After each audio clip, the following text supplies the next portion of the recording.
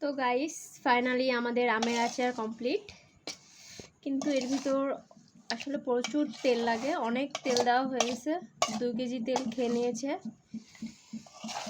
আরও তেল প্রয়োজন। এই যে এই বয়মগুলোয় রাখা হবে, কাচের বয়মে রাখলে এটা সারা বছর খুব ভালো থাকবে। এটা কিন্তু সব কিছুর সাথে খাওয়া যাবে, খিচুড়ি বলেন, যে কোনো তরকারি, বেগুন, কাঁচকলা সব কিছুর সাথে এটা যায়। এমনকি যদি কিছু না থাকে, ঝাল পেঁয়াজ দিয়ে আচারটা দিয়ে ভাত মাখিয়ে 1 প্লেট ভাত খেয়ে ওঠা যাবে।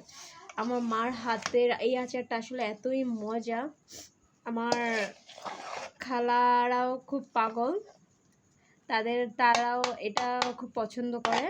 তো সবার আচার শেষ, তো পাগল হয়ে গেছে যে এবার যেন অবশ্যই দেওয়া হয়। ওদিকে আমার যে মামার গাছের আম এখানে বেশিরভাগই আছে, তার জন্য তো অবশ্যই দিতে হবে।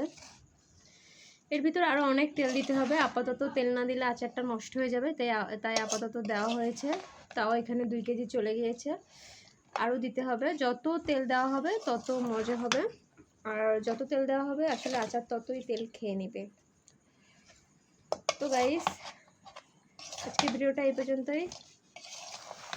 আসলে আচারটা কিন্তু খুবই মজা, এটা পুরো 1 বছর এইরকমই থাকবে, খুবই ভালো থাকবে, কোনো সমস্যা হবে না। আমরা এটা সারা বছরই খাই।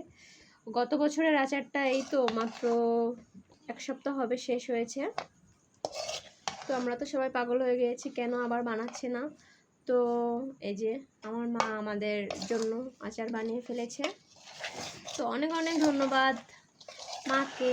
আল্লাহ হাফেজ।